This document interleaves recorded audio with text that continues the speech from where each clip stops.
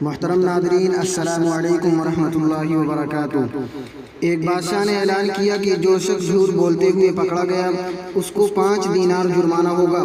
لوگ ایک دوسرے کے سامنے بھی ڈرنے لگے کہ اگر جھوٹ بولتے ہوئے پکڑے گئے تو جرمانہ نہ ہو جائے۔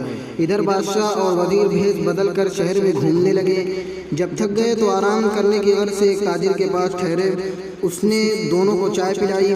بادشاہ نے تاجر سے پوچھا کتنی ہے؟ تاجر نے کہا 20 سال۔ تمہارے پاس دولت کتنی ہے؟ تاجر نے کہا 70,000 دینار۔ بادشاہ نے پوچھا تمہارے بچے ہیں؟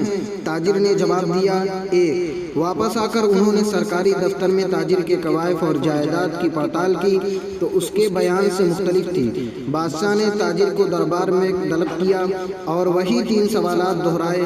تاجر نے وہی جواب دیے۔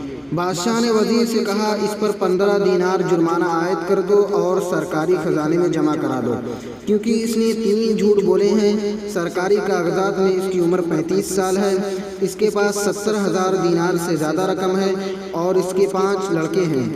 تاجر نے کہا زندگی کے 20 سال ہی نیکی اور ایمانداری سے گزرے ہیں، اسی کو میں اپنی عمر سمجھتا ہوں، اور زندگی میں 70,000 دینار میں نے ایک مسجد کی تعمیر میں خرچ کیے ہیں، اس کو اپنی دولت سمجھتا ہوں، اور 4 بچے نالائق اور بد اخلاق ہیں، ایک بچہ اچھا ہے، اسی کو میں اپنا بچہ سمجھتا ہوں۔ یہ سن کر بادشاہ نے جرمانے کا حکم واپس لے لیا اور تاجر سے کہا ہم تمہارے جواب سے خوش ہوئے ہیں۔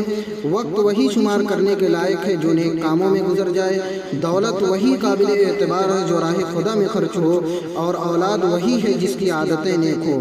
اللہ تعالی ہم سب کو نیک عمل کرنے کی توفیق عطا فرمائے، آمین۔